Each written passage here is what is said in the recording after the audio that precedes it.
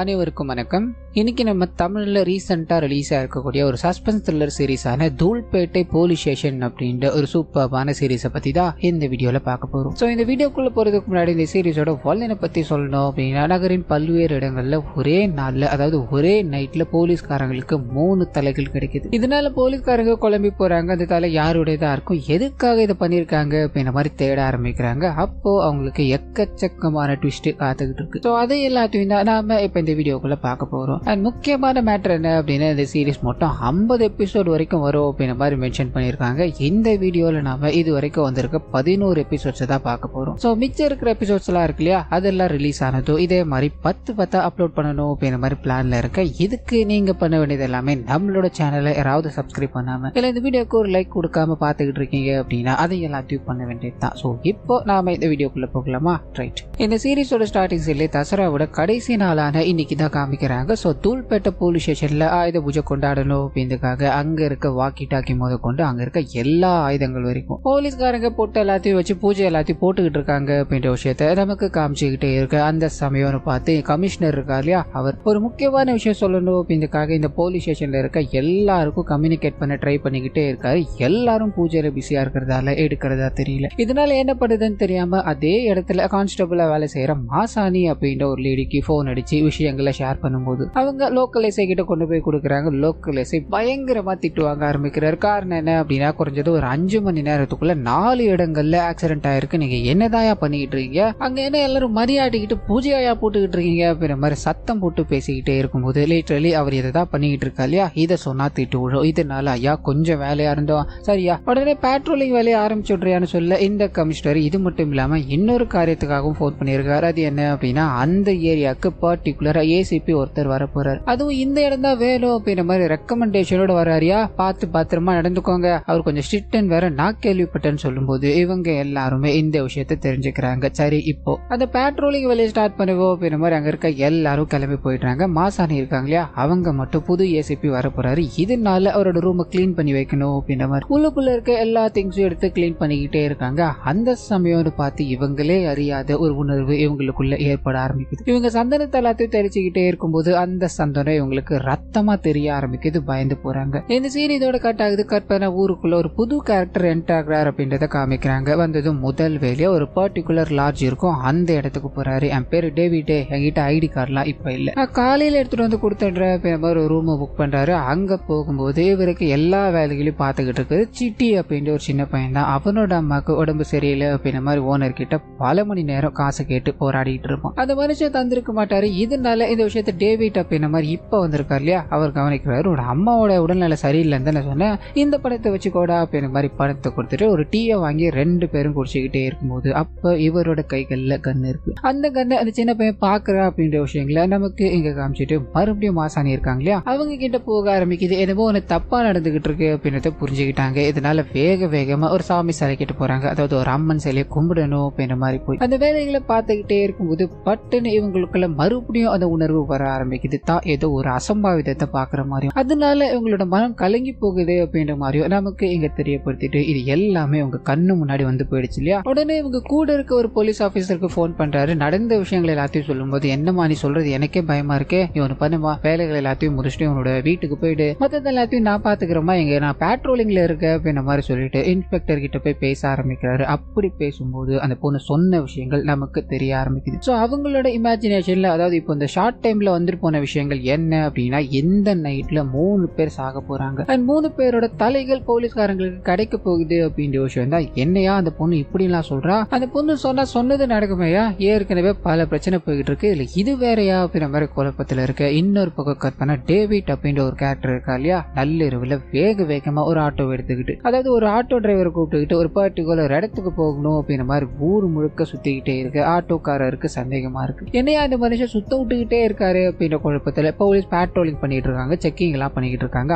அந்த இடத்துக்கு போகும்போது இந்த விஷயத்த டேவிட் கவனிக்கிறாரு. அங்க என்ன போலீஸா இருக்காங்க, நீ ஒண்ணு பண்ணு, அந்த ரூட் எடுக்காத, வேற ஒரு ரூட் எடுத்து போ அப்படின்ற மாதிரி டைவர்ட் பண்ணி போய்கிட்டே இருக்கு. இங்க என்னமோ இவர் பண்ணிக்கிட்டு இருக்காரு அப்படின்றத நமக்கு காமிச்சிட்டு அப்படியே கட் பண்ண சந்திரா அப்படின்ற ஒரு கேரக்டர் நல்லா பார்க்க மங்களகரமா இருக்காங்க. பால் எல்லாத்தையும் கறந்துகிட்டு இருக்காங்க. அப்போ ஒரு குழந்தைக்கு பேர் வைக்கணும் அப்படின்ற மாதிரி இவங்க கிட்ட கொடுக்கும்போது இவங்க அழகான ஒரு பேரை சூட்டிக்கிட்டு இருக்காங்க. அதனால அந்த சமயம் பார்த்து ஒரு பையன் வேக வேகமா ஓடி வரான். அக்கா ராஜேந்திரனை கொன்னுட்டாங்க, அது உங்களோட பசங்க தான் கொண்டு தலையை வச்சுக்கிட்டு இருக்கானுங்கக்கா அப்படின்ற மாதிரி சொல்ல இவங்களுக்குள்ள அப்படி ஒரு சந்தோஷம். வேக வேகமா அங்க போய் பார்க்கும்போது இவங்களோட 2 பசங்களும் ஒரு இடத்துல உட்காந்துக்கிட்டு இருக்காங்க. ஒரு பையனோட கையில இவங்களோட பரம எதிரியா இருந்த ஒருத்தனோட தலை. இதை பார்த்தது ரொம்ப சந்தோஷப்பட்டுக்கிட்டே என் புருஷனை கொலை பண்ணா, அதாவது என் புருஷன் முன்னாடி எவனுமே நிக்க மாட்டான், குடி போதையில இருக்கும்போது இந்த ராஜேந்திரன் போட்டு தள்ளிட்டு அன்னில இருந்து இன்னி வரைக்கும் பெரிய கெத்து மாதிரி சுத்திக்கிட்டு இருந்தா. அன்னைக்கு முடிவு பண்ண, அதாவது என் புருஷனுக்கு கொல்லி வச்சான் இல்லையா, அன்னைக்கு முடிவு பண்ண என் பசங்க கையாலதான் இவனுக்கு சாவன். இப்ப அதுதான்டா நடக்குது, இன்னைக்கு தாண்டா நான் ரொம்ப சந்தோஷப்பட்டிருக்கேன் அப்படின்ற மாதிரி அந்த தலையை எடுத்துக்கிட்டு வேக வேகமா போலீஸ் ஸ்டேஷன் போறாங்க. போலீஸ்காரங்க தங்களோட வேலையை பார்த்துக்கிட்டே இருக்கும்போது இந்த தலையை பார்த்ததும் மிரண்டு போய் நின்றுகிட்டு இருக்காங்க. சந்திராவை என் புருஷனை கொலை பண்ணாலியா ராஜேந்திரன், அவனோட தலையா 2 பசங்களும் வெட்டி கொண்டு வந்திருக்கானுங்க. நீ ஒண்ணு பண்ணு, என் பசங்க மேல எஃப்ஐஆர் போட்டு சந்திராவோட பசங்க இந்த சம்பவத்தை பண்ணிட்டானுங்க அப்படின்ற மாதிரி நியூஸ்காரங்களுக்கு பேர் கொடுக்குறான். இந்த தலையை வாங்கி வச்சுக்கோப்பான்னு சொல்ல ஃபாரன்சிக் டீம் வச்சு அந்த வேலைகளை பார்த்துக்கிட்டே இருக்கும்போது வெட்டப்பட்ட ராஜேந்திரன் இருக்கான் இல்லையா, அவனோட குருவான பெரிய தம்பி அப்படின்ற ஒருத்தர் என்ட்ராக ஆரம்பிக்கிறாரு. அசந்த நேரமா பாத்தீங்க, ரைட் ஹேண்ட் நீங்க போட்டு தள்ளிட்டீங்கல்ல, உங்களை என்ன பண்ற பாருங்கடி அப்படின்ற மாதிரி போலீஸ் ஸ்டேஷன்லயே புந்து கலாட்டா பண்ணிக்கிட்டே இருக்கு. 2 தரப்புக்கும் நடுவுல பயங்கரமான வாதங்கள் அண்ட் சண்டைகள் ஏற்பட ஆரம்பிச்சு இப்ப அப்படியே கட் பண்ணி ஒரு பெரிய குப்பை மூட்டில காமிக்கிறாங்க. நிறைய பேர் குப்பைக்குள்ள இருக்க பொருட்கள் எல்லாத்தையும் எடுக்கணும் அப்படின்ற மாதிரி ட்ரை பண்ணிக்கிட்டே இருக்கு. அங்க எரிஞ்சு போன நிலையில ஒரு பெண்ணோட தலை கிடைக்குது. பயந்து போறாங்க. போலீஸ்காரங்களுக்கு சொல்றாங்க கட் பண்ண எஸ்ஐ சண்டை போட்டுக்கிட்டு இருக்காங்க இல்லையா, அவங்க கிட்ட போக ஆரம்பிக்குது. சண்டைகள் எல்லாத்தையும் தடுத்து விட்டுட்டு அந்த எஸ்ஐ என்னையா பண்றது, இவங்க கூட பெரிய பிரச்சனையா இருக்கே அப்படின்ற மாதிரி அசந்து நின்றுகிட்டே இருக்கும்போது கமிஷனர் போன் அடிக்கிறாரு. என்னதான் அங்க நடக்குது, போலீஸ் ஸ்டேஷன்ல ஏதோ ஒரு குரூப் தலையோட வந்திருக்கான், அங்க பிரச்சனை போய்கிட்டு இருக்கு அப்படின்ற மாதிரி தகவல் வந்தது. நீ அதெல்லாம் கட்டுப்பாட்டுக்குள்ள கொண்டு வந்தியா இல்லையா, இப்ப 2வது ஒரு பிரச்சனை வந்திருக்கு. அது என்ன அப்படின்னா, குப்பை மேட்ல ஏதோ ஒரு பொண்ணோட தலை கிடக்குதான், அதுவும் எரிஞ்சு போன நிலையில கிடக்குதான், உடனே நீ அங்க போய் பாரியான்னு சொல்ல இவங்க வேக வேகமா அந்த இடத்துக்கு போறாங்க. எரிஞ்சு போன நிலையில ஒரு பொண்ணோட தலை கிடைக்குது. அதை சுத்தி முத்தி பாக்குறாங்க, ஏதாவது எவிடன்ஸ் கிடைக்குமா அப்படின்ற மாதிரி இந்த மோப்ப நாய் எல்லாம் இருக்கு இல்லையா, அது எல்லாத்தையும் பயன்படுத்தும் போது அந்த மோப்ப நாய் வேக வேகமா ஓட ஆரம்பிக்குது. போலீஸ்காரங்க பின்தொடர்ந்து போக ஆரம்பிக்கிறாங்க. இது நேரம் வரைக்கும் டேவிட் அப்படின்ற ஒரு கேரக்டர் பர்டிகுலர் லாட்ஜ்ல தங்கி இருந்தாங்கன்னு காமிச்சாங்க இல்லையா, அந்த லாட்ஜ் முன்னாடி போய் நின்று இந்த நாய் கொலைச்சிக்கிட்டே இருக்கு. இவங்க என்ன பண்றதுன்னு தெரியாம லாட்ஜ் ஓனர் யாரையா இங்க யார் யாரெல்லாம் தங்கிட்டு இருக்கா எல்லா லிஸ்டும் எடியான்னு சொல்ல பாதி பேருக்கு, அதாவது ஒரு 10-15 பேர் தங்கிட்டு இருக்காங்க அப்படின்னா ஒரு 3-4 பேர் கிட்ட உண்மையான ஐடி ப்ரூஃப் இல்ல, ஒரு காசை வாங்கிட்டு தங்க வச்சிருக்காரு அப்படின்ற விஷயம் தெரிய ஆரம்பிக்குது. மொத்த பெரிய வண்டியில ஏத்துங்கன்னு சொல்ல இந்த விஷயத்த அங்க தங்கி இருக்காரு டேவிட் அவர் கவனிக்கிறார். போலீஸ் கிட்ட தான் வச்சிருக்க கன் மாட்டக்கூடாது அப்படின்றதுக்காக அதை குப்பை தொட்டியில போட்டுட்டு அந்த சின்ன பையன் இருக்கா இல்லையா, அவங்க கிட்ட சிக்னல் கொடுத்துட்டு இவர் ஸ்டேஷன் போக கட் பண்ண போலீஸ் ஸ்டேஷன்ல கூட்டு வந்த ஒருத்தரையா விசாரிக்கும் போது ஒரு சிலர் கணவன் மனைவி அப்படின்ற மாதிரி பொய்ய சொல்லிட்டு கள்ளக்காதலுக்காக இங்க வந்திருக்காங்க. இன்னும் சிலர் சரக்கு அடிக்கணும் அப்படின்ற மாதிரி ரூம் புக் பண்ணிருக்காங்க. சோ இந்த விஷயங்கள் எல்லாத்தையும் விசாரிச்சுட்டு ஒருத்தரையா அனுப்பி வச்சுக்கிட்டே இருக்கும்போது அங்க இருக்க டேவிட் மட்டும் பயங்கர ஆட்டிடியூடோட நின்றுகிட்டு இருக்காரு. எனக்கு என்னமோ இவன் மேலதாயா சந்தேகமா இருக்கு, இவனை போட்டோ புடிச்சு ஏதாவது கிரைம் ரெக்கார்டு இருக்கான்னு பாருங்க, அவன் அது வரைக்கும் நீ இங்க தாண்டா இருந்தாக்கணும் அப்படின்ற மாதிரி உள்ள கூட்டு போய் லாக்கப்ல உட்கார வச்சுக்கிட்டே இருக்கு. அந்த சமயம்னு பார்த்துதான் இவங்களுக்கு ஃபேக்ஸ் வர ஆரம்பிக்குது. அதுல புதுசா ஒரு ஏசிபி இந்த இடத்துக்கு வராரு அப்படின்ற மாதிரி இருக்கு இல்லையா, அவரோட டீடைல்ஸ் அவரோட போட்டோ வருது அப்படின்ற மாதிரி இருக்கும். அதை மாசாணி பாக்குறாங்க. பயங்கர ஷாக்கு. காரணம் என்ன அப்படின்னா, இவங்க இப்போ அக்யூஸ்டா ட்ரீட் பண்ணி ஒருத்தரை உட்கார வச்சிருக்காங்க இல்லையா, அந்த மனுஷன் தான் இங்க ஏசிபியா இருக்கக்கூடிய மனுஷன் அப்படின்றது தெரிய ஆரம்பிக்குது. வேக வேகமா அதை காமிக்கும் போது எல்லாருக்கும் ஷாக்கு. சோ வந்திருக்க ஒரு பேர் வெற்றி அப்படின்றது எதுக்காக டேவிட் அப்படின்ற விஷயம் போட்டாருன்னு நமக்கு இங்க ரிவீல் பண்ணாம இப்போ தெரிஞ்சு போயிடுச்சு. இதனால காக்கி உடைகள் எல்லாத்தையும் போட்டுட்டு லாட்ஜ்ல அந்த குட்டி பையன்கிட்ட ஒன்னு சொல்லிட்டு வந்திருக்காரு. அந்த வேலையை முடிக்கணும் அப்படின்றதுக்காக ஒரு கான்ஸ்டபிள் அனுப்புறாரு. குட்டி பையனையும் கன்னையும் சேர்த்து வாங்கிட்டு வரும்போது குட்டி பையனுக்கு இது நேரம் வரைக்கும் ஒரு ஏதோ ஒண்ணு பண்ணிக்கிட்டு இருக்காரு அப்படின்ற ஒரு டவுட். இப்ப போலீஸ் உடையில பார்த்ததும் அவ சிரிக்க ஆரம்பிக்கிறா. இந்த ட்ரெஸ் உங்களுக்கு சூப்பரா இருக்கு சார் அப்படின்ற மாதிரி சொல்ல அவரு சிரிச்சுக்கிட்ட நடக்க ஆரம்பிக்கிறாரு. அந்த சமயம் பார்த்து மாசாணி இருக்காங்க இல்லையா, அவங்க கிடைக்க போற இன்னொரு தலையை வரைய ஆரம்பிக்கிறாங்க. இதை பார்த்ததும் இந்த 2 தலைகளும் கிடைச்சிச்சு, இன்னொரு தலை கிடைக்கல. நீ மென்ஷன் பண்ண அந்த 3வது தலை இதுதானோ அப்படின்ற மாதிரி இவர் பேசிட்டு போங்க. இன்னொரு பக்கம் இந்த ஐஸ் பாக்ஸ் எல்லாம் இருக்கு இல்லையா, அது எல்லாத்தையும் எடுத்துக்கிட்டு ஒரு மீன்பாடி வண்டி போய்கிட்டே இருக்கு. எதிர்பாராத விதமா ஒரு 2 வீலர்ல ஆக்சிடென்ட் உள்ளாகுது. அதனால ஐஸ் எல்லாமே, அதாவது ஐஸ் பாக்ஸ் எல்லாமே செதறும் போது அதுல இருந்து ஒரு பெண்ணோட தலை செதறி போகுது. இதை பார்த்ததும் மக்கள் எல்லாருமே பயந்து போய் மீடியாக்காரங்க கிட்டயும் போலீஸ் கிட்டையும் தெரிவிக்கிறாங்க. சோ ஒரே நாள் நைட்ல 3 தலைகள். இந்த தூள்பேட்டை போலீஸ் ஸ்டேஷன்ல அப்படி என்னதான் நடக்குது அப்படின்ற மாதிரி மக்கள் இதை பத்தி பரபரப்பா பேசிக்கிட்டே இருக்க வெற்றி இருக்கா இல்லையா ஹாஸ்பிட்டல் போறாரு, கிடைச்ச 3 தலைகளையும் பார்த்துக்கிட்டே இருக்கு. இந்த கேஸ் இப்படி முடிய போகுதோ அப்படின்ற ஒரு குழப்பத்துல அங்கிருந்து கிளம்பி ஸ்டேஷன் போய்கிட்டே இருக்கு. போற வழியில சீல் வைக்கப்பட்ட அதாவது பூட்டப்பட்டு இருக்க ஒரு வீட்டை பாக்குறாரு. ஒரு சின்ன பிளாஷ்பேக் வந்து ஓப்பன் ஆக ஆரம்பிக்குது. சோ சின்ன வயசுல அவர் இங்கதான் இருந்தாரு அப்படின்ற மாதிரி இருக்கும். அப்பா சித்தப்பா அப்படின்ற மாதிரி எல்லாரும் உட்காந்து கும்பலா பேசிக்கிட்டே இருக்கும்போது அப்ப இவரோட சின்ன வயசு காதலியான ஜில்லு அப்படின்றவங்க இவரை பாக்குறாங்க. ஃப்ரெண்டோட மொட்டை மாடியில இன்னைக்கு புதுப்பட போட போறாங்களா, நம்ம வேணா இன்னைக்கு போய் பாக்கலாமாடா அப்படின்ற மாதிரி இவரை கூப்பிடும் போது அப்பா கிட்ட போறாரு, அம்மா கிட்ட போறாங்க. 2 பேருமே விட்டுறதா தெரியல. ரொம்ப சோகத்துல இருக்கும்போது இவரோட பாட்டி மட்டும் எல்லாம் நான் பாத்துக்கிறேன்டா, இந்த காசு வச்சுக்கோ, எதனா வாங்கி சாப்பிட்டுக்கோ, நீ போய் படத்தை பாத்துட்டோடா அப்படின்ற மாதிரி அனுப்பிவிட இவங்க 2 பேரும் உட்காந்து நள்ளிரவு முழுக்க படத்தை பாக்குறாங்க. தூக்கம் வர ஆரம்பிச்சது தூங்க ஆரம்பிக்கிறாங்க. கட் பண்ணா இதுக்கு அடுத்த நாள் காலையில அவ்வளவுதான், வீட்டுக்கு போனா என் அப்பா என்ன பிச்சு எடுத்துருவாரு, என்ன ஆக போகுதோ அப்படின்ற பயத்துல வீட்டுக்கு வந்து பார்த்த மனுஷனுக்கு ஒரு பயங்கரமான ஷாக் காத்துக்கிட்டு இருக்கு. அது என்ன அப்படின்னா இவரோட அப்பா அம்மா அண்ட் பாட்டி 3 பேருமே கொலை செய்யப்பட்டு கிடக்குறாங்க. அதுக்கு காரணம் அவங்க சித்தப்பா தான் அப்படின்ற மாதிரி அவங்கள அரெஸ்ட் பண்ணி கொண்டு போய்கிட்டு இருக்காங்க. என்ன படுதுன்னு தெரியாம சோகத்துல இருக்கும்போது வாழ வழியும் இல்லை. அப்பதான் ஒரு போலீஸ்காரர் உதவ ஆரம்பிக்கிறாரு. நீ இந்த ஊர்ல இருந்த அப்படின்னா அவனுக்கு உன்னையே விட மாட்டானுப்பா, இந்த அட்ரஸ் இருக்குல்ல, இங்க போய் நான் சொல்ற ஆளு பாரு, உன்னை அவர் பார்த்து போறப்பான்னு சொல்ல அப்ப போன மனுஷன் தான் இப்ப போலீஸா வந்திருக்காரு அப்படின்ற விஷயத்த நமக்கு இங்க காமிச்சிட்டு இது எல்லாத்தையும் நினைச்சு பார்த்துட்டு இவர் ஸ்டேஷனுக்கு போறாரு. அப்படியே கட் பண்ண ஒரு ரேண்டமான பர்சனை காமிக்கிறாங்க. நிறைய நகைகள் எல்லாத்தையும் எடுத்துக்கிட்டு ஒரு பர்டிகுலர் அடகு கடைக்கு போறாரு. இதை வச்சு பணம் தர முடியுமா அப்படின்ற மாதிரி கேட்க அந்த சேட்டும் இவர்கிட்ட லைட்டா விசாரிக்க ஆரம்பிக்கிறாரு. எதிர்மறையான பதில்கள் வர ஆரம்பிக்குது. பயந்து போறாரு. போலீஸ்காரங்களுக்கு இன்ஃபார்ம் பண்ண போலீஸ்காரங்க வந்து கேட்டதும் இது அவரோட அம்மாவோட நகைன்றாரு. சேட்டுக்கிட்ட என்னோட அக்காவோட நகை அப்படின்ற மாதிரி சொல்லியிருப்பாரு. சோ மாத்தி மாத்தி பேசிக்கிட்டு இருக்கான். இவன் ஏதோ ஒரு வேலையை பார்த்திருக்கான். இவன் திருட்டு நகை தான் கொண்டு வந்திருக்கா அப்படின்ற மாதிரி ஸ்டேஷனுக்கு கூட்டு போய் பயங்கரமா அடிக்க ஆரம்பிக்கிறாங்க. உண்மையை சொல்லுடா, இந்த நகை எங்க இருந்துடா கொண்டு வந்த, இல்ல எங்கேயாவது திருடிட்டு வந்தியாடா அப்படின்ற மாதிரி அடிச்சு துன்புறுத்திக்கிட்டே இருக்கும்போது அந்த பையனோட பாட்டி வந்து அழ ஆரம்பிக்கிறாங்க. இந்த விஷயத்த வெற்றி கவனிக்கிறாரு. யார் எவருன்னு தெரியல, அடிச்சுக்கிட்டு இருக்காங்க. சோ எங்க வேலை செஞ்சா அப்படின்ற மாதிரி விசாரிக்க ஆரம்பிக்கிறாங்க. ஒரு ஐஸ் ஃபேக்டரின்னு தெரிய வருது. உடனே மாசாணி கிட்ட ஐஸ் ஃபேக்டரியோட ஓனருக்கு போன் பண்ணி அவர் உடனடியா இங்க வர சொல்லுமான்னு சொல்ல அந்த லேடி அதை கன்வே பண்ண ஆரம்பிக்கிறாங்க. அவரு என் பொண்ணு காலையில இருந்து காணும் நான் தேடிக்கிட்டு இருக்கேன், இதுல இந்த பிரச்சனை வேறையா அப்படின்ற மாதிரி ஸ்டேஷனுக்கு போக அப்பதான் புடிச்சு வச்சிருக்க பையன் இவரோட இடத்துலதான் வேலை செஞ்சான் அப்படின்றது தெரிய ஆரம்பிக்குது. அவனோட கையில இருக்க நகைகள் எல்லாத்தையும் இவர் பார்க்கும்போது பயங்கர ஷாக்கு. ஏன்னா இவரோட பொண்ணு காலையில இருந்து காணும். அந்த வச்சிருக்க நகை இவரோட பொண்ணோடதுதான் அப்படின்ற மாதிரி பயத்துல இருக்கும்போது போலீஸ்காரங்க எல்லாருமே அந்த கிடைச்ச 3 தலை இருக்கு இல்லையா அதை ஐடென்டிஃபை பண்ணணும் அப்படின்ற மாதிரி இவரை கூட்டு போறாங்க. ஐஸ் போட்டியில இருந்து ஒரு தலை விழுந்திருக்குமே அந்த தலை தான் இவரோட பொண்ணான சந்தியா அப்படின்றது தெரிய ஆரம்பிக்குது. சோ பயங்கரமா அழ ஆரம்பிக்கிறாரு. இதே விஷயம் புடிச்சு வச்சிருக்க அந்த பையனுக்கும் தெரிய ஆரம்பிக்குது. பயந்து போறான். என்ன சார் எதோ சொல்றீங்க, ஏன் சந்தியாக்கு என்ன சார் ஆச்சு அப்படின்ற மாதிரி பயத்துல உட்காந்துகிட்டே இருக்கும்போது போலீஸ்காரங்க பண்றது எல்லாத்தையும் பண்ணிட்டு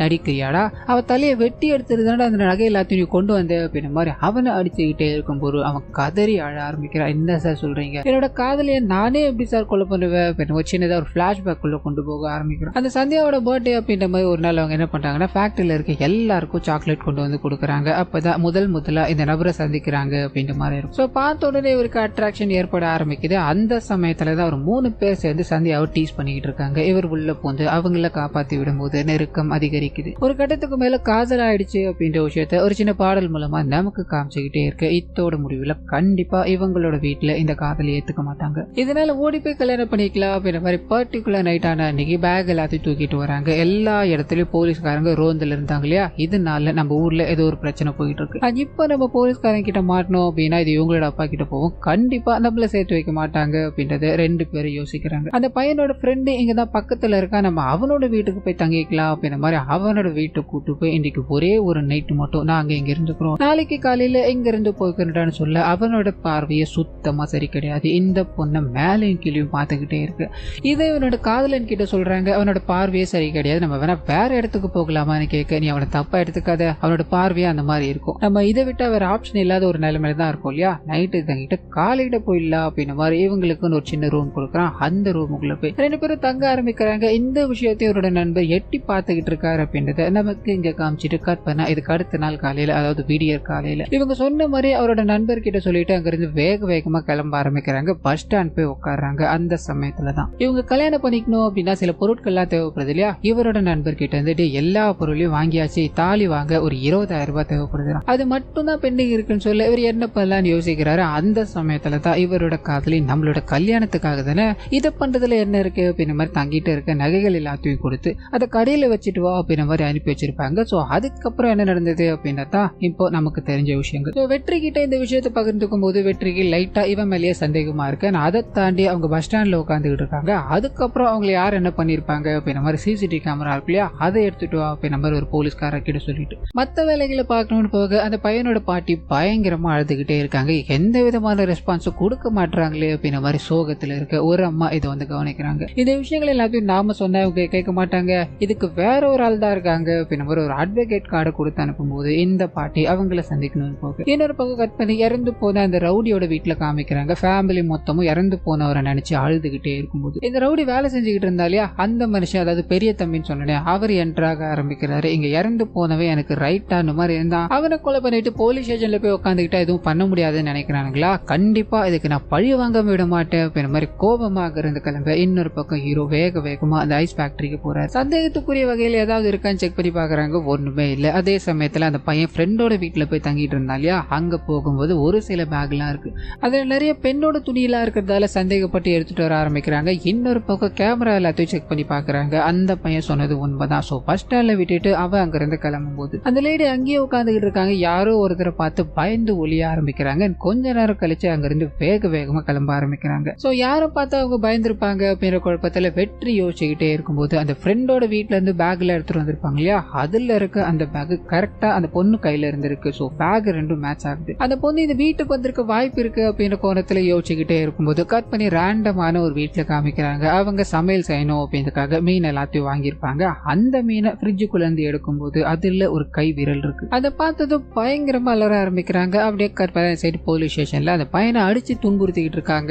ஒரு அட்வொகேட்டை பார்க்கணும் வயசானவங்க போனாங்க இல்லையா, அந்த அட்வொகேட் உள்ள என்ட்ராக ஆரம்பிக்கிறாங்க. மாதங்கி ஸ்ரீதேவி அப்படின்றது அவங்களுடைய பேர். வந்ததும் ஹீரோட ரூமுக்குள்ள போய் நிறைய இந்த லா பாயிண்ட் எல்லாத்தையும் பேசிட்டு நீங்க அவனை எப்படி உள்ள வச்சிருக்கலாம், உங்களுக்கு சட்டம் தெரிஞ்சிருக்கா இல்லையா அப்படின்ற மாதிரி பல கேள்விகளை கேட்டுக்கிட்டே இருக்கும்போது எனக்கு நீங்க சட்டம் சொல்லி தர வேண்டாம், உங்களுக்கு என்ன பண்ணமோ நீங்க அதை பண்ணிக்கோங்க அப்படின்ற மாதிரி பேசி அனுப்ப அவங்க கோபமா அங்க இருந்து கிளம்புறாங்க. ஒரு விசிட்டிங் கார்டை அவங்க வச்சுட்டு போயிருப்பாங்க. அந்த விசிட்டிங் கார்டை அவர் பார்த்துக்கிட்டே இருக்கும்போது சின்னதா பிளாஷ்பேக் வந்து போக ஆரம்பிக்குது. சின்ன வயசுல அவரோட ஜில்லு அப்படின்ற மாதிரி ஒரு காதலி இருந்தாங்க இல்லையா, அந்த காதலியோட பேரும் எக்ஸாக்டா இதேதான். ஒருவேளை அவங்களா இது இருக்குமோ அப்படின்ற தாட்ல அவங்கள பார்த்து சிரிச்சுக்கிட்டே இருக்கு. கட் பண்ணி போலீஸ்காரங்களோட வாக்கி டாக்கில ஒரு வீட்டுல விரல் கிடைச்சிருக்கு அப்படின்னு தகவல் கிடைக்குது. அது எல்லாத்தையும் அனலைஸ் பண்ணி பார்க்கும்போது விரல் இருக்கு இல்லையா, அது வெட்டப்பட்ட அந்த சந்தியாவோடதுதா அப்படின்றது தெரிய ஆரம்பிக்குது. சோ இவ்வளவு ப்ரூட்டலா யாரோ கொலை பண்ணிருக்காங்க, இது யார் பண்ணிருப்பா அப்படின்ற கோணத்துல ஹீரோ யோசிச்சுக்கிட்டே இருக்கு. அதே சமயத்துல அந்த ரவுடியை கொலை பண்ணானுங்களா ரெண்டு பசங்க, அதாவது சந்திராவோட பசங்க, அவனுங்களை கூப்பிட்டுக்கிட்டு கொலை நடந்த ஸ்பாட்டுக்கு போறாரு. இங்கதான் கொலை நடந்தது அப்படின்ற மாதிரி இவனுங்க சொல்லிட்டானுங்க. அது எப்படி நடந்தது அப்படின்ற மாதிரி மென்ஷன் பண்ணோம் இல்லையா.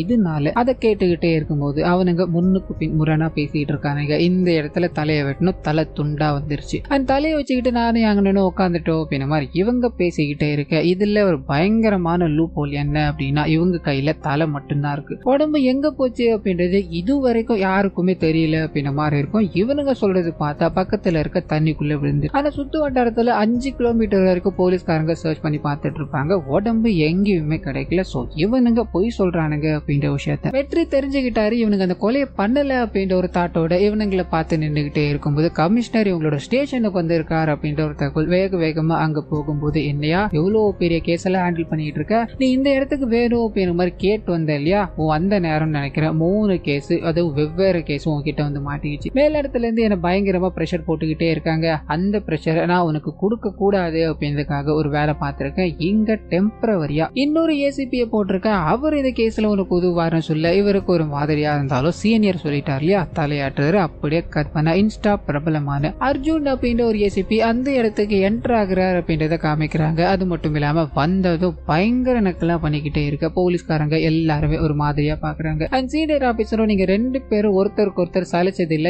எல்லா ரெக்கார்டுமே நீட் அண்ட் கிளீனா இருக்கு, இருந்தாலும் உங்களுக்குள்ள ஈகோ கிளாஷ் உருவாக வாய்ப்பு இருக்கு. எது எப்படியோ நீங்க 2 பேரும் சேர்ந்து இந்த கேஸை ஒரு வாரத்துக்குள்ள முடிச்சு கொடுத்துட்டா எனக்கு ரொம்ப சந்தோஷமா இருக்குன்னு சொல்லிட்டு போக 2 பேரும் ஒருத்தருக்கு ஒருத்தர் பாத்துக்கிறானுங்க. இது அர்ஜுன் இருக்கா இல்லையா, வெற்றியை விட லைட்டா ஜூனியரா இருப்பாரு. அதெல்லாம் நமக்கு இங்க எதுவுமே வேலைக்காகாது. அதாவது ஜூனியர் சீனியர் அப்படின்ற பார்ஷாலிட்டிலாம் இங்க வேலைக்காகாது. ஒண்ணு பண்ணு, நம்ம 2 பேரும் சேர்ந்து ஒர்க் பண்ண வாய்ப்பே கிடையாது. ஏன்னா நான் சிரிச்சுக்கிட்டே இருக்கக்கூடிய ஆளு, நீ சிரிப்பு அப்படின்றத மறந்தவன். இதனால நம்ம கொடுத்துருக்க கேஸை நம்ம பாதியா பிரிச்சுக்கலாம்னு சொல்ல இவருக்கு இப்ப போகக்கூடிய கேஸ் என்ன அப்படின்னா அந்த ரவுடி கொலை வழக்கு இருக்கு இல்லையா, அந்த கேஸ் தான். சோ இன்ட்ரெஸ்டிங்கா இருக்கு அப்படின்ற மாதிரி அந்த கேஸை இவரு எடுத்துக்கிட்டு இவருக்கு ஒரு டீம் வேணும். அதை கேட்கும்போது மாசாணி தலைமையில ஒரு டீமை கொடுக்குறாரு. விருப்பமே இல்லை அப்படின்னாலும் மாசாணி அவரோட வேலை பண்ணணும் அப்படின்ற மாதிரி போக கட் பண்ணா இந்த இடத்துக்கு அந்த அட்வொகேட் இருக்காங்க இல்லையா, அவங்க என்டர் ஆகுறாங்க. வெற்றி கிட்ட பேசணும் வேகமா உள்ள போக அங்க உட்காந்துக்கிட்டு இருக்கிறது அர்ஜுன் தான். சோ புது எஸ் இங்க இருக்காரு அப்படின்றத தெரிஞ்சுக்கிட்டு நான் பே மாறி வந்துட்டேன் நினைக்கிறேன், நான் அங்க போய் பேசலான்னு அங்கிருந்து எழுந்துக்கலாம் ட்ரை பண்ண அந்த மனுஷன் புன்னகையோட எல்லாரையும் வரவேற்கிற ஆள் தான் இல்லையா. இவங்க கிட்ட எல்லா விஷயங்களையும், அதாவது இந்த கேஸை தவிர மத்த எல்லா விஷயங்களையும் பேசிட்டு போன் நம்பர் எல்லாத்தையும் வாங்கிட்டு ஏதாவது உதவி அப்படின்னா நீங்க எனக்கு போன் பண்ணுங்க அப்படின்ற மாதிரி அங்க இருந்து அனுப்பி வைக்க இவங்க நேரா வெற்றி கிட்ட போறாங்க. வெற்றிக்கு லைட்டா பொசிட்டிவ்னஸா இருக்கு, நீங்க எதுவா இருந்தாலும் என்கிட்டே பேசலாமேன்னு சொல்ல அவங்க பயங்கரமா இவரை நக்கல் அடிச்சுட்டு, நான் இந்த கோர்ட் ஆர்டரோட வந்திருக்கேன், உடனடியா புடிச்சு வச்சிருக்க பையனை நீங்க கோர்ட்ல சப்மிட் பண்ணி ஆகணும் அப்படின்ற மாதிரி சொல்லிட்டு அங்க இருந்து போகும்போது வெற்றிக்கு பயங்கர கடுப்பு. ஏன்னா வந்தவன் கேஸ்லயும் கொஞ்சம் எடுத்துக்கிட்டா தன்னோட காதலி கிட்ட பேசிக்கிட்டு இருக்கான் அப்படின்ற வெறுப்புல இதை பத்தி யோசிச்சுக்கிட்டே இருக்கு. அதே சமயத்துல ஒரு லாட்ஜ்ல தங்கிட்டு இருந்தா இல்லையா, அன்னைக்கு கூட நாய் எல்லாம் கூட்டு வந்து செக் பண்ணாங்களே, அப்போ ஒரு பர்டிகுலர் ரூமை பார்த்து அந்த நாய் கொலைச்சிக்கிட்டே இருந்திருக்கும். போலீஸ்காரங்க என்கொயரி அப்படின்ற மாதிரி எல்லாரையும் கூட்டு போனதால இதை மறந்துருப்பாங்க. இந்த விஷயம் வெற்றிக்கு ஞாபகம் வந்ததால லெட்ஜர் எல்லாத்தையும் செக் பண்ணி பாக்குறாரு. இவரை மாதிரியே ஒருத்தர் பேரை மட்டும் தான் கொடுத்துட்டு போயிருக்காரு, எந்த விதமான ஐடி ப்ரூஃபும் கொடுக்கல. இதை பத்தி விசாரிக்கும் போது கொஞ்சம் பணம் கொடுத்தாரு, அதனாலதான் அவர் வாங்கல அப்படின்றது தெரிய ஆரம்பிக்குது. இதனால அந்த ரூம் ரொம்ப நாளா பூட்டப்பட்டிருக்கு. இது நம்ம என்னன்னு தெரிஞ்சாகணும் அப்படின்ற மாதிரி உள்ள ஒழிச்சுக்கிட்டு போகும்போது நிறைய சரக்கு பாட்டில்கள், ஒரு சில முடி சாம்பிள்ஸும் இருக்கு, அது எல்லாத்தையும் கைப்பற்றிக்கிறாங்க. எனக்கு வேலை செய்யற குட்டி பையன் இருக்கா இல்லையா, அவங்க கிட்ட நீ உங்களை பாத்திருக்கியாடான்னு கேட்கும்போது இல்ல சார், நான் வரும்போதெல்லாம் அதாவது தொடக்க வரேன் அப்படின்ற மாதிரி சொல்லுவேன், கதை வச்சுக்கிட்டு போயிட்டே இருப்பாங்க சார். நான் வெளியில மாப் போட்டுக்கிட்டே இருக்கும்போது ஒரு பொண்ணு ஒரு பையன் நினைக்கிறேன் ஏதோ ஒரு விஷயத்த பேசிக்கிட்டாங்க சார். 12 வருஷம் கழிச்சு நாம இங்க வரோம், நம்மள ஏத்துக்கிட்டாலும் சரி ஏத்துக்கலனாலும் சரி நாம இங்க இருந்து கிளம்பி ஆகணும் அப்படின்ற மாதிரி பேசினாங்க சார். மத்த டீடைல்ஸ் எதுவும் எனக்கு தெரியாதுன்னு சொல்ல இவர் யாரா இருக்கோ அப்படின்ற மாதிரி முதல் வேலையா அந்த சாம்பிள் இருக்கு இல்லையா, அதை எல்லாத்தையும் மேட்ச் பண்ணி பார்க்கணும், அதாவது கிடைச்ச தலைவரோட மேட்ச் பண்ணி பார்க்கணும் அப்படின்ற மாதிரி அனுப்பிவிட இன்னொரு பக்கம் இந்த சைடு அர்ஜுன் கிட்ட போக ஆரம்பிக்குது. அந்த ரவுடியோட கேஸை விசாரிக்கணும் அப்படின்ற மாதிரி முதல் வேலையா அந்த அரசியல்வாதி மாதிரி இருந்தாரு பெரிய தம்பி, அவர்கிட்ட போக பெரிய தம்பியோட பொண்ணு அப்படின்ற மாதிரி ஒரு கேரக்டர் பிரியா அப்படின்றது அவங்களுடைய பேர், அவங்கள நமக்கு இங்க அறிமுகப்படுத்துறாங்க. இவரை பார்த்துட்டு ஒரு இன்ஸ்டா பிரபலமாச்சு அப்படின்ற மாதிரி அவர்கிட்ட பேசணும்னு துடிச்சுக்கிட்டே இருக்கு. இவங்க கிட்ட பேசுறதுக்கு முன்னாடி போலீஸ்காரர் இருக்காலே அர்ஜுன், அவங்களோட அப்பா கிட்ட பேச ஆரம்பிக்கிறாரு. அந்த ரவுடி கேஸை மொத்தமா ஹேண்டில் பண்ணிக்கிட்டு இருக்கிறது நான் தான், இந்த விஷயங்கள் எல்லாத்தையும் நானே பாத்துக்கிறேன், அதாவது போலீஸே இதை பாத்துக்கும், இதுக்கு குறுக்கல நீங்க எதுவும் பண்ணக்கூடாது அப்படின்ற மாதிரி உங்ககிட்ட சொல்லிட்டு போகதான் வந்தேன்னு அங்க இருந்து போய்கிட்டே இருக்க பிரியா ஓடி வராங்க. நான் உங்களோட மிகப்பெரிய ஃபேன் சார், உங்ககிட்ட பேசணும்னு ஆசையா இருக்கு அப்படின்னு ஒரு சில வார்த்தைகள் பேசிட்டு இவர் கூட செல்ஃபி எல்லாம் எடுத்துக்கிட்டே இருக்கும்போது மாசாணிக்கு பயங்கர கடுப்பா, வேற வழி இல்லாம அவர் பின்னாடி ஃபாலோ பண்ணிட்டு போய்கிட்டே இருக்க உள்ளுக்குள்ள இருக்க அந்த நபரை காமிக்கிறாங்க. என்னன்னா நம்ம ஆளுங்கட்சியா இருந்தா அவன் மிரட்டிட்டு போயிருக்கான், நீங்க எதுவுமே சொல்லாம மௌனமா இருக்கீங்கன்னு கேட்கும்போது ஒரு சில விஷயங்களை விட்டு பிடிக்கிறது தான் நல்லது, அதுல இவனும் ஒருத்தன் தான் அப்படின்னு மாதிரி இவர் இந்த விஷயத்த கேஷுவலா விட்டுட்டு போக கட் பண்ணா வெற்றி கிட்ட போக ஆரம்பிக்குது. இந்த ஒவ்வொரு கொலைகளும் ஏதோ ஒன்றத்தை கொண்டு போய்கிட்டே இருக்கு. கடைசியில பார்த்தா எந்த இது க்ளூவும் இல்லாம நின்றுகிட்டு இருக்கு இல்லையா, பயங்கர குழப்பத்துல அந்த ரூம்ல இருந்து எடுத்த சாம்பிள்ஸ் எல்லாத்தையும் மேட்ச் பண்ணி பார்க்க ஆரம்பிக்கிறாரு. அது மூலமா குப்பமேட்ல இருந்து ஒரு தலை எடுத்திருப்பாங்க இல்லையா, அதோட இந்த முடி மேட்ச் ஆகுது அப்படின்ற விஷயம் தெரிய ஆரம்பிக்குது. அது மட்டும் இல்லாம இந்த தலையை கொண்டு போய் போட்டவன் அந்த தலையை அப்படியே தான் போட்டிருக்கான், அங்க இருந்த குப்பைகள்ல இருந்த நெருப்பால தான் அந்த தலை எரிஞ்சு போயிருக்கு அப்படின்ற விஷயமும் போலீஸ்காரங்களுக்கு தெரிய ஆரம்பிக்குது. சோ இதனால குழம்பி போறாங்க. 12 வருஷத்துக்கு அப்புறம் இந்த இடத்துக்கு வந்திருக்கேன் அப்படின்ற மாதிரி அவங்க மென்ஷன் பண்ணதா குட்டி பையன் சொன்னா. சோ நீங்க ஒண்ணு பண்ணுங்க, 12 வருஷத்துக்கு முன்னாடி இறந்து போறவங்க, இங்க இருந்து ஓடி போறவங்க, இல்ல காணாம போறவங்க அப்படின்ற லிஸ்ட் எடுங்க, ஏதாவது கிடைக்க வாய்ப்பு இருக்குன்னு சொல்ல அப்படியே கட் பண்ணி யார் எவருன்னே தெரியாத ஒரு பேரண்ட் இறந்து போன அவங்களோட பையனோட போட்டோவை பார்த்து பயங்கரமா கதறி அழுதுகிட்டு இருக்காங்க அப்படின்ற விஷயத்த இங்க காமிச்சிட்டு அப்படியே கட் பண்ணி அட்வொகேட் கிட்ட போக ஆரம்பிக்குது. அவங்க தன்னோட வேலைகள் எல்லாத்தையும் முடிச்சுட்டு வீட்டுக்கு போக வீட்டு மொட்டை மாடியில யாரோ புதுசா கூடி வந்திருக்காங்க. அது யாரா இருக்கோ அப்படின்ற மாதிரி செக் பண்ணலான்னு போக பயங்கரமான ஷாக் காத்துக்கிட்டு இருக்கு. அது என்ன அப்படின்னா வெற்றி இருக்கார் இல்லையா, அவர் தான் அங்க கூடி வந்திருக்காரு. இது தெரிஞ்சதும் ஏத்துக்கவே முடியல. ஒரு அட்வொகேட் நான் இங்க இருக்க, போலீஸ்கார எப்படி வரலாம், 2 பேரும் ஒரே கேஸ்ல வேற இருக்கும், இதெல்லாம் வாய்ப்பே கிடையாது அப்படின்ற மாதிரி ஓனரை வர வச்சு 2 பேரும் இருக்க முடியாது, அவரை உடனடியா காலி பண்ணி ஆகணும்னு சொல்ல இந்த மனுஷன் அதாவது வெற்றி, நீங்க உங்களோட வேலையை பார்க்க போறீங்க, நான் என்னோட வேலையை பார்க்க போறேன், என்னாலலாம் உங்களுக்கு பயந்துகிட்டு இந்த வீட்டு விட்டு போக முடியாதுன்னு சொல்ல ஹவுஸ் ஓனரும் அம்மா அவர் வேலையை பார்க்கட்டுமே, நீங்க உங்க வேலையை பாருங்களேன், இதுல என்ன இன்வால்வ் பண்ணாதீங்கன்னு சொல்ல இவங்க ஒரு சபதம் எடுக்கிறாங்க. அது என்ன அப்படின்னா எண்ணி ஒரே மாசத்துக்குள்ள இவரை இங்க இருந்து துரத்தர அப்படின்றது. சோ இந்த கான்வர்சேஷன் இவங்களுக்குள்ள போய்கிட்டே இருக்கு. அப்படியே கட் பண்ணி அர்ஜுன் கிட்ட போக ஆரம்பிக்குது. அவர் கையில இப்போ ஒரு கேஸ். சோ அந்த கேஸை விசாரிக்கணும் அப்படின்றதுக்காக இறந்து போன அந்த ரவுடியோட வீட்டுக்கு போக அவரோட மனைவி அவரோட மச்சான் ஒருத்தரப்பா அவங்க எல்லாருமே இறந்து போனவருக்கு பழி வாங்காம நாங்க விட மாட்டோம், போலீஸ்காரங்க கொலை பண்ணவனை கூட்டு போய் உள்ள வச்சுக்கிட்டா நாங்க சும்மா விட்டுடுவோமா அப்படின்ற மாதிரி இவர் வந்தது பயங்கரமா எதிர்த்து பேசிக்கிட்டே இருக்க இவர் அவங்க கூட மிங்கிள் ஆகுறாரு. அதாவது இந்த கேஸை பத்தி ரஃப் அண்ட் டப்பா விசாரிப்பாருன்னு பார்த்தா எல்லாருக்கூடயும் மிங்கிள் ஆகி பேசிக்கிட்டே இருக்காரு. அம்மா உங்களோட கணவரை நீங்க கடைசி அப்ப பாத்தீங்கன்னு சொல்ல அவர் காலையில இருந்து வாக்கிங் போறது வழக்கம். அன்னைக்கும் வாக்கிங் போறப்பதான் நான் பார்த்தேன்னு சொல்ல அப்படியே கட் பண்ணி அந்த தெருவுக்கு போக ஆரம்பிக்கிறாரு. போலீஸ்கார கூட்டம் இருக்கு இல்லையா, யாருமே என் கூட வர வேணாம், இதை நான் பாத்துக்கிறேன் அப்படின்ற மாதிரி ஒவ்வொரு கடைக்கு போய் கேஷுவலா பேசிட்டு சிரிச்சு கிரிச்சிட்டு அங்கிருந்து வந்துகிட்டே இருக்க. இந்த விஷயம் மாசாணிக்கு பிடிக்கவே இல்லை. இன்வெஸ்டிகேஷன் அப்படின்ற பேர்ல இந்த மனுஷன் எதையா பண்ணிக்கிட்டு இருக்காருன்னு இவங்க வேற வழி இல்லாம நின்னுகிட்டே இருக்கும்போது அப்பதான் ரேண்டமான ஒரு லேடி மாதிரியான ஒருத்தவங்க இவரை பார்த்து, அதாவது இந்த அர்ஜுன் இருக்கா இல்லையா, அவரை நிறைய இடங்கள்ல போட்டோ எடுத்துக்கிட்டு இருக்காங்க அப்படின்றது இவங்க கண்டுபிடிக்கிறாங்க. விசாரிக்கலான்னு போக அந்த பிரியா இருக்காங்களே அவங்க தான். சோ அர்ஜுன் கூப்பிட்டு பேச ஆரம்பிக்கிறாரு. அது மூலமா சார் உங்களை எனக்கு ரொம்ப பிடிக்கும், நீங்க போற எல்லா இடங்களுக்கும் போட்டோ போட்டு ரீல் மேக் பண்ணணும் அப்படின்ற மாதிரி இருக்க, இதுக்கு நீங்க பெர்மிஷன் தர முடியுமான்னு கேட்க அவர் எடுத்த போட்டோஸ் எல்லாம் பாக்குறாரு. ரொம்ப அழகா இருக்குமா, இதையே கண்டினியூ பண்ணிக்கோன்னு சொல்ல இந்த விஷயமும் மாசாணிக்கு பிடிக்கல. கட் பண்ண அந்த ரவுடி இறந்து போன, அதாவது சாகடிக்கப்பட்ட இடம் அப்படின்ற மாதிரி ஒண்ணு இருக்கு இல்லையா, அந்த இடத்துக்கு போறாரு. அங்கேயும் விசாரணை நடத்துற மாதிரி தெரியல. எந்த இடம் தானா ரொம்ப நல்லா இருக்கே அப்படின்ற மாதிரி அந்த பொண்ணு இருக்காங்க பிரியா, அவங்க போட்டோ எடுத்துக்கிட்டே இருக்க. இவர் போஸ் கொடுத்துக்கிட்டே இருக்காரு. பக்கத்துல சாமிக்கு கூழ் ஊத்தணும் அப்படின்றதுக்காக லைன்ல நின்றுட்டு இருக்காங்க. அங்க போய் என்னையா பண்ணிக்கிட்டு இருக்கீங்க, அம்மா இறந்து போன அந்த ரவுடியை பத்தி உங்களுக்கு தெரியுமான்னு கேட்க, தெரியுமாவா, அவர் தாயா இந்த கோயிலையே கட்டினது, அவர் கூழ் ஊத்துறதா இருந்தது, இறந்து போனதால இங்க இப்படி நான் ஊத்திக்கிட்டு இருக்கேன்னு புலம்பும் போது, ஐயா ஒண்ணு கவலைப்பட வேண்டாம், அவருக்கு பதிலா நான் ஊத்துறேன் அப்படின்ற மாதிரி இவர் கூழ் ஊத்திக்கிட்டே இருக்க. மாசாணி பயங்கர கடுப்பு. நடுவுல பிரியா வேற போட்டோ எடுத்துக்கிட்டு இருக்காங்க. இந்த கேஸ் போற போக்கு சரியில்லையா அப்படின்ற மாதிரி குழப்பத்துல வேற வழி இல்லாம அவரை ஃபாலோ பண்ணிக்கிட்டே இருக்க. அர்ஜுன் அடுத்ததா சந்திராவை போய் சந்திக்கிறாரு. உங்களோட பசங்களை படிச்சு பெரிய ஆளாக்கி இருக்கீங்க, எதுக்காக இந்த கொலை எல்லாத்தையும் பண்ணிட்டு வரணும், அவங்களுக்கு எதுக்காக இந்த மாதிரி தூண்டி விட்டீங்க எல்லாம் கேட்கும்போது, என்னோட கணவரை இந்த ஊர் மக்கள் மெச்சி வாழ்ந்துகிட்டு இருக்கும்போது அவன் போட்டு தள்ளினாலியா, அவனை கொலை பண்ணணும் அப்படின்ற மாதிரி சின்ன வயசுல, அதாவது அவனுங்க சின்ன பிள்ளையா இருக்கும் போதே நான் சொல்லிட்டேன், இப்ப சின்ன வயசுலயா கொலை பண்ணிட்டு வந்தானுங்க, பெருசா இதனை பண்ணிருக்கானுங்க, இது எங்களுக்கு பெருமைதான் அப்படின்ற மாதிரி சொல்ல இவருக்கு, அதாவது அர்ஜுனுக்கு ஒரே ஒரு கேள்விதான், அவனுக்கு கொலை பண்ணானுங்க அப்படின்ற மாதிரி ஒத்துக்கிறேன், ஆனா உடம்பு எங்கடான்னு கேட்டா அது தெரியலன்றானுங்க. இப்படி இருக்கும்போது அவனுக்கு தான் அக்யூஸ்ட் அப்படின்ற மாதிரி எங்களால எப்படி உறுதியா சொல்ல முடியும்? சோ இன்வெஸ்டிகேஷன் பண்ணி ஆகணுமா, எது எப்படியோ நீங்க உங்க பையனை நல்லா வளர்த்துருக்கீங்க, நான் வேணா உங்க கூட ஒரு செல்ஃபி எடுத்துக்குவான்னு சொல்ல இந்த விஷயமும் மாசாணியா கடுப்பேத்துது. இவங்க கூட ஒரு போலீஸ் ஆபீசர் இருப்பாரு, அவர்கிட்ட போய் ஏன்னா என்னன்னா அவர் பண்ணிக்கிட்டு இருக்காரு, இதுக்கு முன்னாடி வெற்றி சார் எப்படி ஹேண்டில் பண்ணிட்டு இருந்தாரு, இவர் எப்படி பாத்துக்கிட்டு இருக்காரு, எனக்கு ஒண்ணுமே பிடிக்கலன்னா நான் வெற்றி சார் கிட்ட சொல்லிட்டு இந்த வேலையை விட்டு போகலான் இருக்கேன். நான் கடுப்பா பேசிக்கிட்டே இருக்கும்போது இந்த விஷயத்த அர்ஜுன் கவனிக்கிறாரு. டீம் மீட்டிங் ஒன்று அரேஞ்ச் பண்றாரு. போலீஸ்காரங்க என்ன வெறப்பா எல்லாருக்கிட்டையும் போய் விசாரிக்கணும் அப்படின்ற மாதிரி நீங்க எதிர்பார்க்கறீங்களா, நான் சிரிச்சு கிரிச்சு பேசினதாலதான் இது நாள் வரைக்கும் நீங்க இன்வெஸ்டிகேஷன் அப்படின்ற பேர்ல என்ன நோட் பண்ணி வச்சிருந்தீங்க இல்லையா,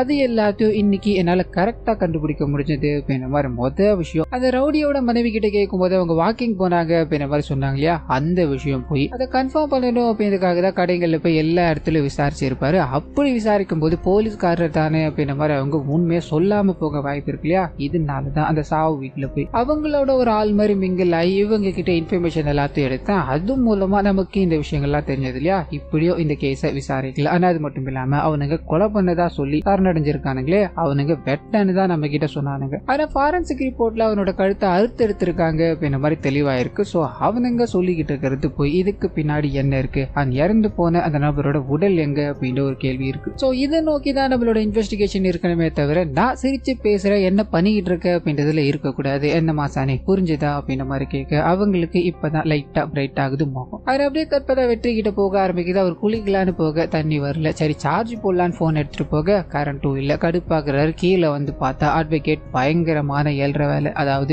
அவரோட வீட்டுக்கு போற எல்லாத்தையும் கட் பண்ணிடுச்சு. இவனை ஒரு மாசத்துக்குள்ள காலி பண்றேன் இந்த மாதிரி பிளான் போட்டாங்களா, அதுக்குண்டான வேலைகள் தான் இது. இதை பத்தி இவர் கேட்கும் போது இவ்வளவு சீப்பான வேலையெல்லாம் நான் பார்க்க மாட்டேன், உனக்கு பெருசா வச்சிருக்க அப்படின்ற மாதிரி அனுப்பிட்டு அவர் போனதுக்கு அப்புறம் எல்லாத்தையும் சரி பண்ணிட்டு இவரை பார்த்து நக்கல் அடிச்சு சிரிச்சுக்கிட்டு இருக்காங்க அப்படின்ற ஒரு ட்ராக் எங்க போய்கிட்டு இருக்கு. அப்படியே கற்பனா இறந்து போறத ரவுடியோட மொத்த ஃபேமிலி போலீஸ் ஸ்டேஷன் முன்னாடி இருக்காங்க. எங்களுக்கு போலீஸ்காரங்க கரெக்டான சொல்யூஷன் கொடுக்குற மாதிரி தெரியல, இதனால நாங்க எங்க இருந்து போக மாட்டோம் அப்படின்ற மாதிரி பயங்கரமா கத்திக்கிட்டே இருக்கு. அதுல இறந்து போனவரோட மச்சான் இறந்து போனவரோட இடத்த பிடிக்கணும் அப்படின்றதுக்காக ஒரு படி மேல போய் போலீஸ்காரங்களை தரக்குறைவா பேசிக்கிட்டே இருக்கும்போது அர்ஜுன் இது நேரம் வரைக்கும் அந்த மனுஷனை சிரிச்சுக்கிட்டு தான் ஹேண்டில் பண்ணாரு அப்படின்ற மாதிரி இருக்கும். இப்போ கடுப்பாக்குறாரு. உள்ள கூப்பிட்டு பயங்கரமா அடிக்க ஆரம்பிக்கிறார். டேய் உனக்கு சொன்னா புரியுமா புரியாதா, உன் மச்சானோட பாடி கிடைக்கலடா, அதை தாண்டா தேடிட்டு இருக்கோம், அதுக்குள்ள நீ இவ்வளவு வேலைகளை காட்டிக்கிட்டு இருந்தா என்ன அர்த்தம், இப்ப வாங்கின இல்லையா அடி, அது உனக்கு கரெக்டா இருக்கும்னு நினைக்கிறேன், வெளியில போ, உன்னோட மொத்த கேங்கையும் கூட்டிட்டு போறான்னு சொல்ல அந்த வேலைகள்ல அவர் பண்ண ஆரம்பிக்கிறார். சோ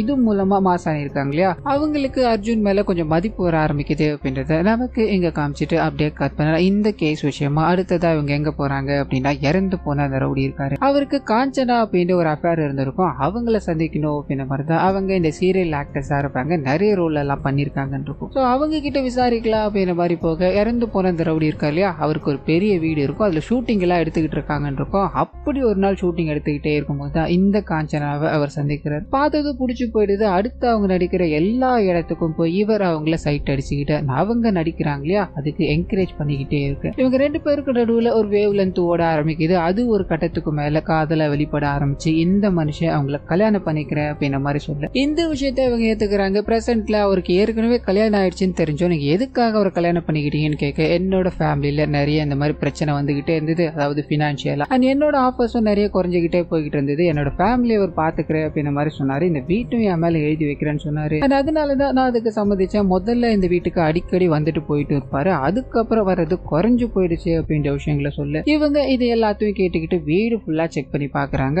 அந்த சமயத்துல இவங்களுக்கு ஒரு கத்தி கிடைக்குது. அதை பத்தி அவங்க கிட்ட கேட்கும் போது அவரோட ஒரு பர்த்டேவை இதுல வச்சுதான் செலிப்ரேட் பண்ணாரு அப்படின்ற விஷயத்த சொல்ல இவங்க ஆதாரமா இருக்கட்டும் அப்படின்றதுக்காக அந்த கத்தி எடுத்துக்கிட்டு நீங்க ஊரை விட்டு வெளியில போகணும்னு ஆசைப்பட்டீங்கன்னா என்கிட்ட இன்ஃபார்ம் பண்ணிட்டு தான் போகணும் அப்படின்ற மாதிரி அர்ஜுன் கீழே போறாரு. இந்த அம்மா ஏதோ ஒன்னத்தை மறைக்கிறாங்கன்னு நினைக்கிறேன், ஒரு போலீஸ்காரங்களே இந்த இடத்துக்கு காவலா போடுங்க அப்படின்ற மாதிரி மாசாணி கிட்ட சொல்லிட்டு அங்க இருந்து கிளம்ப அப்படியே கட் பண்ண ஐஸ் ஃபேக்டரி ஓனர் இருக்கா இல்லையா, அவர் சரக்கு அடிச்சுக்கிட்டு இறந்து போன தன்னோட பொண்ணை பத்தி நடிச்சுக்கிட்டு இருக்காரு அப்படின்ற விஷயங்களை நமக்கு இங்க காமிச்சிட்டு கட் பண்ணி அட்வொகேட் இருக்காங்க இல்லையா, அவங்க கிட்ட போக ஆரம்பிக்குது. அவங்க கார்ல வந்துகிட்டே இருக்கும்போது ஒரு 2 ரவுடி இவங்களை வழிமறிக்கிறாங்க. காரணம் என்ன அப்படின்னா இவங்களால அந்த 2 ரவுடிகளும் ஜெயிலுக்கு போயிட்டானுங்க. சோ பழி வாங்கணும் அப்படின்றதுக்காக இவங்களை கத்தியால குத்தணும் அப்படின்ற மாதிரி வந்துகிட்டே இருக்கு. கையில ஸ்ப்ரே வச்சிருக்காங்க, தற்காப்புக்காக ஒரு சில விஷயங்களை பண்ணிக்கிட்டு இருக்காங்க. ஆனா இதெல்லாம் இவங்களை காப்பாத்துற மாதிரி தெரியல. அந்த ரவுடி பசங்க இறுக்கி பிடிக்கிறானுங்க, இவங்களை குத்தணும் அப்படின்ற மாதிரி வேகமா வந்துகிட்டே இருக்கும்போது பட்டுன்னு வெற்றியோட என்ட்ரி. அங்க இருக்க எல்லா பசங்களையும் அடிச்சு போலீஸ்காரங்களை வர வச்சு புடிச்சிட்டு போக சொல்ல இது நேரம் வரைக்கும் எதிரும் புதிருமா இருந்த இவங்க இப்ப 2 பேரும் பேச ஆரம்பிச்சிட்டாங்க அப்படின்ற விஷயத்த நமக்கு காமிக்கிறாங்க. அது கூடவே வெற்றி இங்க சண்டை போட்டார் இல்லையா, அவரோட கையில சின்னதா ஒரு காயம், அதுக்கு மருந்து போடுற அப்படின்ற மாதிரி இவங்க தன்னோட வீட்டுக்குள்ள கூட்டு போறாங்க. மருந்து எல்லாமே போட்டுக்கிட்டே இருக்காங்க. அண்ட் பசிக்குதா,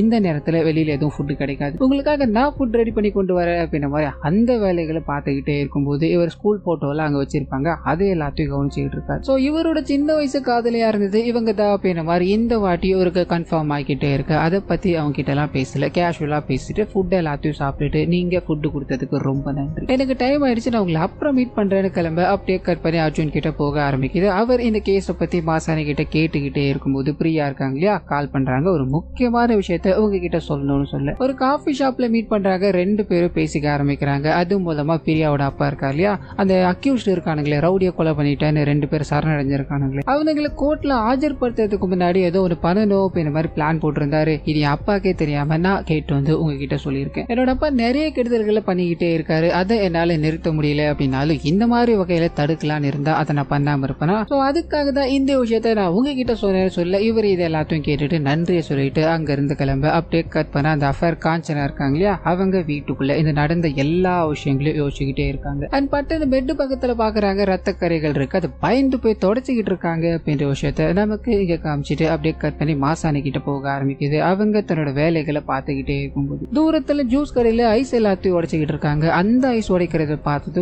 பட்டுன்னு இவங்களுக்குள்ள ஒரு சிம்டம்ஸ் மாதிரி ஒன்று வரும் இல்லையா, அது வர ஆரம்பிக்குது. ஸோ சாமியோட ஒரு ஃப்ரெண்ட்ஸை இங்க நமக்கு காமிச்சிட்டு அது கூடவே அவங்க இது எல்லாத்தையும் மைண்டுக்குள்ள ரன் பண்ணி பார்த்துக்கிட்டே இருக்காங்க. ஒரு போலீஸ்காரர் என்னமாச்சு முகமெல்லாம் வேத்து இருக்கு அப்படின்ற மாதிரி கேட்க, ஆனா அந்த ஐஸ் ஃபேக்டரியில நம்ம என்னத்தையோ ஒன்று மிஸ் பண்றோம்னு நினைக்கிறேன், என்னோட மைண்டுக்குள்ள அதை பத்தின விஷயங்கள் ஓடிக்கிட்டே இருக்குன்னு சொல்ல அந்த மனுஷன் நம்ம வேணா சீனியர் ஆபீசர் கிட்ட கொண்டு போலாமான்னு கேட்க, இல்லைன்னா வேணானே நம்ம ஏதாவது சொல்லி அவர் கோவப்படுறதுக்கு முன்னாடி நம்ம வேணா ஒன்று பண்ணலாமா, நம்ம அந்த இடத்துக்கு போய் செக் பண்ணி பார்க்கலாம்னா ஏதாவது இருந்தது அப்படின்னா அப்புறமா அவங்க கிட்ட சொல்லலான்னு வேகமா அந்த ஐஸ் ஃபேக்டரிக்கு போக அங்க இருக்க எல்லாரும் வேலைகளை பார்த்துக்கிட்டு இருக்காங்க. இவங்க போறாங்க செக் பண்ணணும் அப்படின்றதுக்காக ஒவ்வொரு விஷயங்களா பார்த்துக்கிட்டே இருக்கும்போது ஐஸை ஸ்டோர் பண்ணி வைக்கிற இடம் ஒன்று இருக்கு, அங்க இதுக்கு முன்னாடி யாருமே போகல, அதாவது செக் பண்ண வந்தாங்க இல்லையா அப்ப போகல. இப்போ இவங்க இதுக்குள்ள போய் செக் பண்ணணும் அப்படின்ற மாதிரி போக நிறைய ஐஸ் கட்டிகள் அங்க படுக்க வைக்கப்பட்ட நிலையில இருக்கு. இது எல்லாத்தையும் பாக்குறாங்க, எதுவும் இல்ல போல அப்படின்ற மாதிரி வெளியே வந்துட்டு, ஆனா எனக்கு நடந்த விஷயங்கள் இன்னும் ஓடிக்கிட்டே தான் இருக்கு, ஆனா உள்ள செக் பண்ணி பார்த்தா ஒண்ணுமே இல்லையாடா அப்படின்ற மாதிரி அங்க இருந்து கிளம்ப நமக்கு அந்த ஐஸை ஸ்டோர் பண்ணி வைக்கிறாங்க இல்லையா அதுக்குள்ள காமிக்க ஆரம்பிக்கிறாங்க. இவங்க பாதி தான் பார்த்திருக்காங்க, மிச்ச பாதியில ஏதோ ஒரு உடல் இருக்க மாதிரியான விஷயத்த நமக்கு இங்க காமிச்சிட்டு அப்படியே கட் பண்ண ஸ்டேஷன்ல இது வரைக்கும் 3 கேஸ் இருக்கு இல்லையா, 3 தலைகள், அதுல ஒரு தலையை பத்தி இன்னும் வரைக்கும் இன்ஃபர்மேஷன் கன்ஃபர்மேஷன் வரல. மிச்சம் 2 தலைய 2 அக்யூஸ்ட புடிச்சு வச்சிருக்காங்க. அவனுக்கு 2 பேரையும் இன்னைக்கு கோர்ட்ல ஆஜர்படுத்தணும் அப்படின்ற மாதிரி இருக்கும். முதல்ல அந்த